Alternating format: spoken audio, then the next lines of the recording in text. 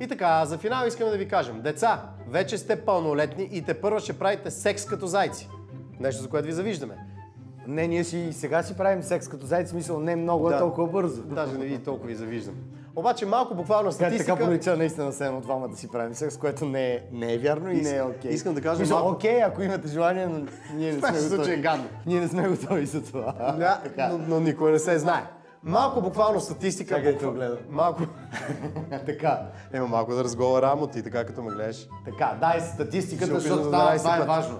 Предстои ви да почнете да правите дивашки секс. Малко буквална статистика, изобщо няма да ви дойде зле. Уважаеми тинейджери, даже вече не тинейджери, всъщност тинейджери, Тинейджери? 19 годишни, да, 18-19 годишни. Всеки ден по света 1 милион човека се разболяват от болести, предавани по полов път.